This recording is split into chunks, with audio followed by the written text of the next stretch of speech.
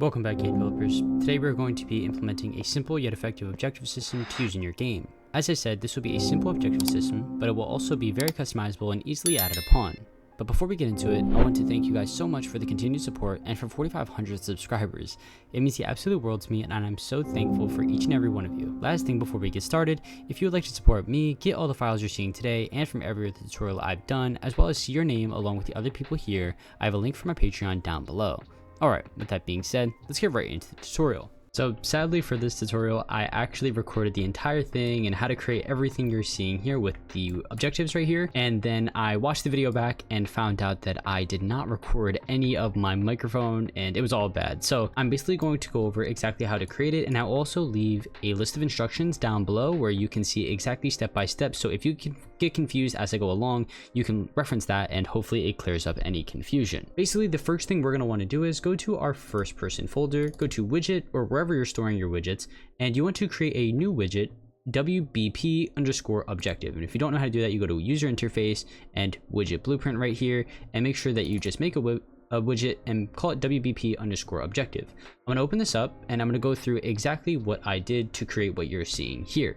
The first thing I do was I got a canvas panel, like you can see right here, and afterward I got an overlay. Inside this overlay, you can see that it is a variable, and you can see all of the different position X, position Y, size X, size Y right here. I anchored it to the top right of the screen, like you can see right here, and basically this will make it so it will have these different positions and these different sizes, and it will always stay in the top right no matter what size of the screen is. So you want to make sure this is a variable. I called it objective overlay. I made the position X -380, position Y 120, the size X 380, and the size Y 150. You can obviously change these values. This is just so there's some styling and so you can really see just what you would like the widget to look like. Afterward, we're going to want to get an image. This image is basically just used for the background, so you can see right here that it's like this blackish tint. So in order to create that, we want to make sure that the horizontal alignment is filled horizontally and vertically. You also want to make sure that your RGB and A are 000 and then 0.5 for A, so that the alpha value has some opacity. After this, you want to then go and create two different texts. One will be the objective text, and I basically set it to be at the top or the center horizontal alignment and at the top vertical alignment. And basically this will be what our objective title text will be. And then afterward, we have the objective content text, which will be 20 from the left and 10 from the top padding, which, I mean, obviously the styling doesn't really matter as much. You can see the horizontal alignment is left horizontally aligned and center. I changed the font size and everything like that, but obviously that is all up to you guys. One important thing to notice is that both of these are variables. So objective title is a variable and objective content is a variable. Another important thing to notice is that we have two variables that we're actually going to reference when we spawn this widget blueprint. One of them is objective title text, which is of type text, and we're also wanted to be instance editable and exposed on spawn. Additionally, we're going to want to make sure that we duplicate this variable and create another one, which will be objective content text. And this will also be of type text and will be instance editable, exposed on spawn. And then also we wanted it to be multi-line, because if you have your content that is, I don't know, a kind of a longer description of exactly what you want the objective to be, you don't want it to run off the widget, you want it to be multi-line, so it'll automatically go on to the next line. Additionally, if you go back, you can see that we have some sort of animation going on here. So I will go to the animations folder. You can see we made an animation right here, and if you're confused how to make an animation, you can press this plus icon, name it whatever you'd like. So we'll just keep it as new animation. You would add a track, and for my case, I added the objective overlay. The reason for this is because if you get rid of the visibility on this, you can see that the entire overlay goes away. So basically it makes it so you can change all of it all at once instead of having to go through all of these three different elements. So I made a new, let me delete this. I made a new new animation, and I called it objective fade. It basically references that overlay I talked about before. You really only want to get two things from the tracks. You want to get render opacity and you want to get transform. For the render opacity, you want it to start at 0. The reason for this is because you don't want it to be visible. And over the time, which is 1 second, so this animation will be 1 second long. After this 1 second, you want it to then end at 1, meaning now it is rendered and you can actually see it, it's full opacity. In the beginning state, you also want to get the transform of this objective overlay. So for the transform, you want to specifically get the translation.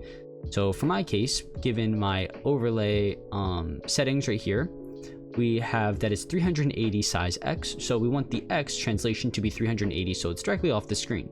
So I have it as 380, and then once it goes to the end, you could see that it is 0 translation, meaning that it's back on the screen fully. So what you can see is it will do this. So when you first display an animation or an objective, it will go like this, and then when it's done, it will go back like so. Great, so now we have the main components of the actual objective widget. The next thing we're really going to want to do is we're going to want to make sure we create a new blueprint that will handle all of our objectives. So in my case, I went to my blueprints folder right here. You can create a blueprint wherever you want. You want to right click, you want to go to blueprint class of type actor, and I'm not going to click it because I already have it, but you just want to call it BP_objective point. I'll open this up and we'll go through exactly what this does. So the first thing you're going to want to do is you're going to want to add a box collision. You can see right here, box collision. You're going to want to add that and call that objective box. Once you've done that, there's a couple things that we could probably do first. So the first thing is let's create all the variables that we're actually going to need. So we're going to want to create an objective box size so that every time you place down this box, you can easily change it right here. We don't want it to have to change the scale every single time. That could change certain things, and we don't want it to be all the same size. We want to make sure we can have it all different sizes whenever we want to. So you can see right here, box extent is of a vector type of data. So you can see there's one integer, another one float, another float, and another float. Just 3 sets of data, which X, Y, and Z.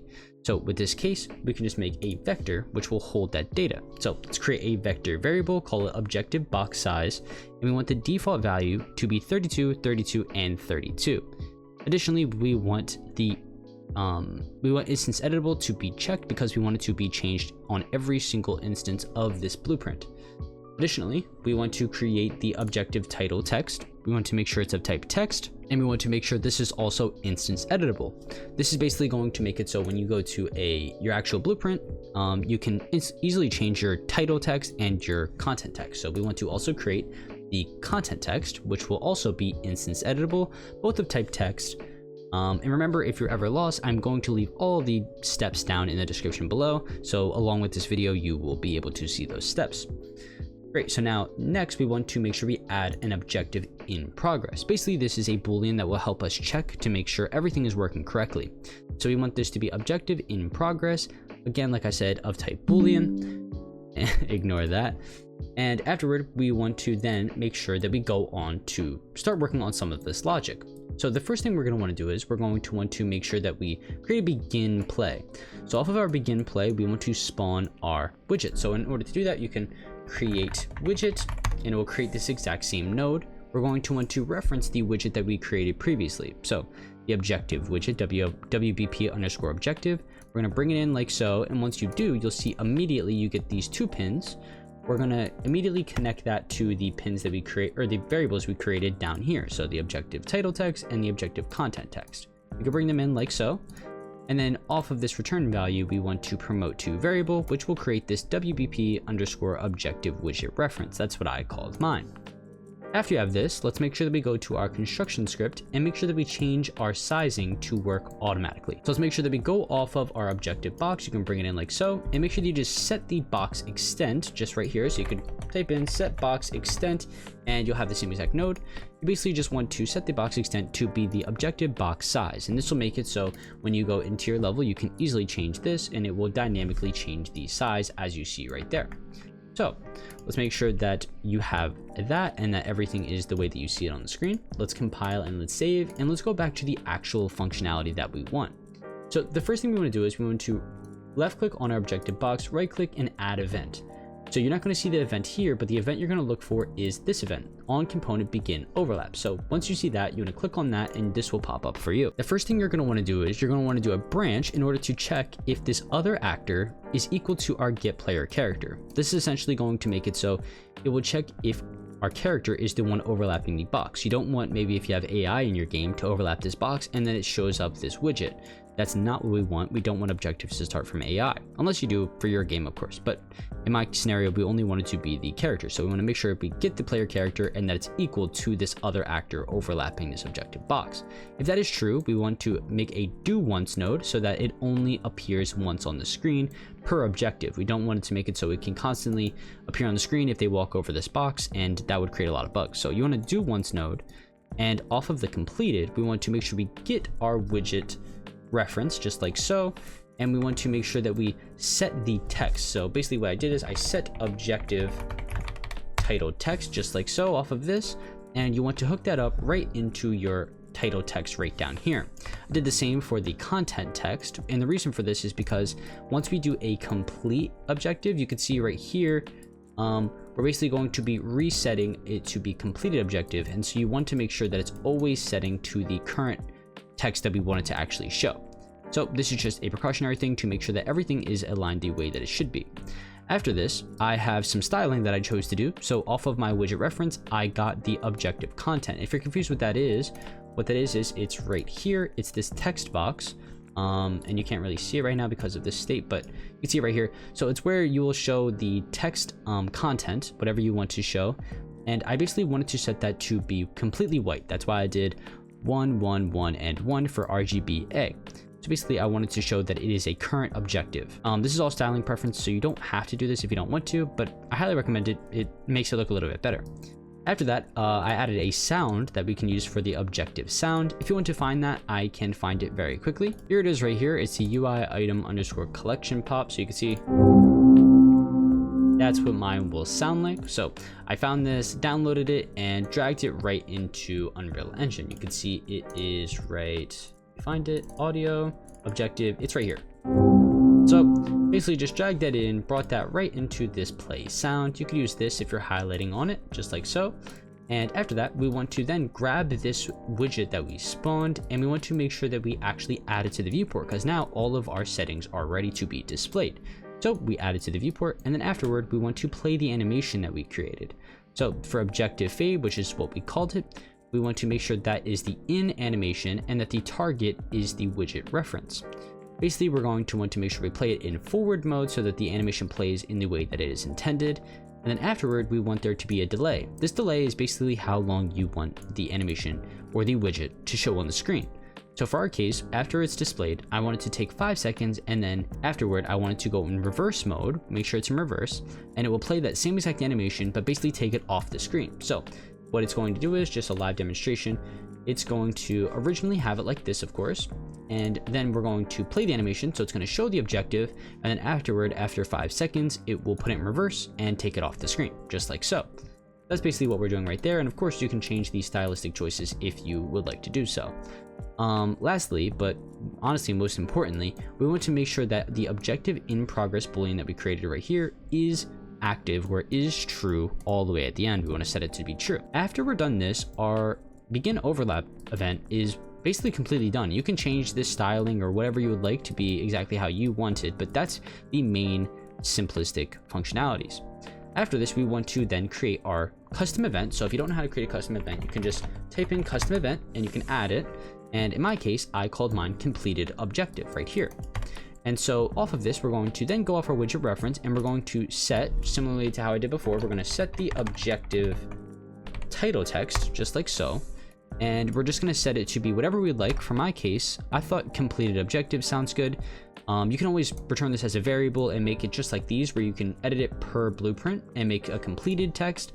That's completely up to you. For my case, I just hard-coded completed objective. After this, I then made the color and opacity the same as before, except there is one difference, which is the opacity or the alpha value is 0.5, which will basically make it a white tone originally, but then 0.5 in the alpha, making it a little bit grayish, making it basically so like you can see that it is a completed objective. Afterward, I did the same thing as previously before, so I just played the sound for the objective sound. I recommend doing a completed sound if that's what you'd like to do for your game. I just kind of use the same sound for the sake of the tutorial.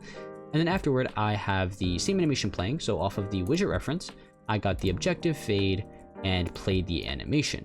After that, I wanted to take 3 seconds in between for the delay, and then I will play it in reverse afterward. Remember, this 3 seconds is how long it shows on the screen. So this widget will show on the screen for 3 seconds, and then afterward it will delay it, or it will reverse it until you cannot see it anymore. So that is the completed objective and the begin overlap event. After this, we're going to want to basically add in our objective blueprints. So you can see if I go back, if I go to blueprints, you have this objective point, and it starts off like this. And basically I set my sizing to be 50 by 100 by 100. And you can see it just like so. Right there, you can see the size and everything of the objective. Afterward, you can change the title to be whatever you like. So I basically make my new objective, and then I change the content to be, this is an objective. And this is obviously just an example. I have a couple other ones that I really want you to follow. So this is just to show you and demonstrate how it would work. Basically, I added, and you can see it gets rid of it now. I added my first objective right here on the stairs. You can have it wherever you would like, but basically this one is, just like I said before, 50, 100, and 100. And the title text will be new objective, and the content text will be walk up these stairs. And basically it'll make it so you can walk up these stairs, and as soon as you overlap with this, it will show the widget. Great, so what we'll do is we will have that there, but how are we going to signify that the object is, or the objective is completed? So the way that I did this, you can also do it with like another box overlap right here, but the way that I did it was to show you a couple different ways you could do it. I added in my first person character, if you press the letter J on your keyboard, it will immediately make it so you can have this objective fire off, and it will perform the completed objective. Another thing that I completely forgot, but is probably the most important part, is that you want there to be tags on these objectives. So for this objective in particular, if you type in tag, you want to make sure the tag right here is completely matching where you want the completed objective to be. So for my case, I have right here in the objective blueprint in the level that the tag is walk upstairs objective. Right in the first person character is where I want to press J, and then it solves this, it completes this objective. But in order to do that, we're going to make sure we go off of this and get all actors of class with tag. You want to make sure you don't do all actors of class just regularly. You want to make sure it's all actors of class with tag, and in this you want to make sure you get the BP underscore objective point, the one that we just created together. And then after that, you want to then make sure this tag is exactly matching the tag that's in the level. After that, and also I do recommend making it so each objective you have has a different tag. So this one will be walk upstairs objective. This tag over here is heal player objective, and so on. You want them all to be different, but make sure they're matching wherever you're going to complete the objective. After this, you're going to make sure that you get a copy. So off of this, you'll just do get a copy, and it will do the same exact thing. So you want to get a copy of the all the actors with tag, and since you're going to do unique tags for every single one, you already know that the 0th index will be the one that you're referring to. So just basic computer science knowledge right here, we're just going to want to get the 0th index of this list of actors, and since there will only be one of the actors with this tag, this will always work. Off of this, we're just going to basically get the objective in progress. Right here, we're going to get that value because we want to see if it is in progress. And if it is, then we just want to complete the objective. It's that simple. So this target goes right back into this get a copy, and basically it'll call this value that, or this a custom event that we just created together, and it will now basically show that it is a completed event. So yeah, like I'll recap again. So when we press the letter J in the first person character, we will also want a do once to make sure that this only happens one time when you press J. And we want to get all actors of class, and our class is our BP underscore objective point, the one we've been working on this whole time. And we essentially want to make sure that the tag is equal, and case sensitive matters, so you want to make sure it's exactly equal to the tag that we are having in the level that is corresponding with it. So right here we have an objective for walking up the stairs, so when I press the letter J on my keyboard, it needs to also correspond with walking up these stairs. Now that's one use case for this, so I'll just compile and save. But another use case, for example, if I walk right here, I wanted to heal I want to make it so they know to heal the player, so I have an objective right here for heal player objective. And since we've created something with an interactable before for healing a player, basically in this code, I will open up this medkit, and on the side right here, you can implement an event that we've created before in our interact interface, excuse me. So if you don't have an interact interface, you can always watch the videos to get an interaction thing, and so you can basically do objective systems just like how I did in this video with all of my different actors and everything right here. I have a bunch of tutorials for all of these, including the interaction. If not, you can also get it on my Patreon. So basically all I did was I right clicked and I got the on interact event right here. Afterward, we want to basically do the same exact thing, except change the heal player objective right here. So that's the only thing that's going to change, because right here, I have a heal player objective tag. So we want those to match and always be equal. So we'll do a do once again so that it only happens on the first time that you interact with this event, or with this object, excuse me. So we'll get all actors of class with tag. We'll get the first index again, because of the fact that we know there will only be one index in this list of actors, because there will only be one actor right here with this specific tag. So we know that that's the one that we want. And so on that specific one, we want to see if the objective is in progress. If it is, and if you're confused how to also get a branch, you can also just type if right here, or you could type branch. Just if you're a really new beginner to Unreal, that could be confusing. And so off of the true condition, we want to then make sure that we have completed that objective. And it's that simple. That's all you need to do in order to have everything working. So again, I'm going to show all of the instructions as I've shown them right here, but and I will keep them down in the comments below. But as you can see, we have made everything that we really need. So I'll save and I'll go into the level so you can really see everything in the way that it's supposed to be. So you can see right now we are in the level. If I walk straight, I get a new objective in the top right that says interact with the medkit. So what I'll do is I'll walk over, and you can see the time that it was on the screen was 5 seconds, because that's what we hard coded in our code for how long we want it to display. Now if I go over here and I interact with this health kit, or this med kit, or whatever you like to call it, it will say completed objective interacted with the med kit, and you can see it goes away. Now if I press J, which is the way that you answered that objective, nothing will happen right now, which is good, because that's why we have the objective in progress thing. We want to make sure that it only happens when we actually are in our current objective. So again, if we interact with this again, nothing will happen because we are already done that objective. And again, if we walk over where this box would be for the objective, nothing is going to come on the screen again because we already completed that objective.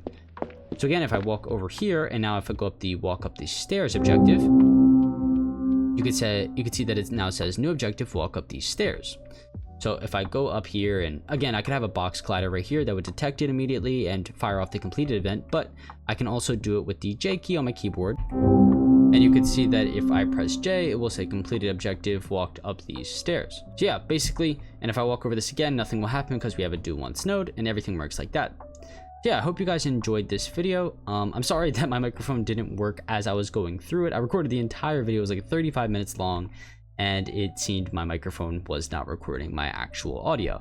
So yeah, I hope it sounds better now. I hope it was explained well, and I hope you understood where I was trying to say, and this tutorial is actually a good one. But I have the instructions down below as well if you are confused on any parts. And of course, you can ask comments in the question or join my Discord to get a better clarification. So yeah, I hope you guys enjoyed this video. If you did, like, subscribe, and comment down below more tutorials you guys would like to see in the future. Again, if you would like to download this video or this tutorial as well as any of the other ones I have created, then you can do so by going to my Patreon, and you can download each and every single one I have created. And if you're wondering why that came up, it's because this is a new instance of me running the game. So that's why that came up. Again, it won't happen if you do it again. But yeah, so you can get the note system that I've created. You can get any of the interactable objects, the obstruction wall, the any of the things, the door, the walking, the character, anything in all of it is available on my Patreon. So yeah, I hope you guys enjoyed this tutorial, and I will see you guys in the next one. Bye guys.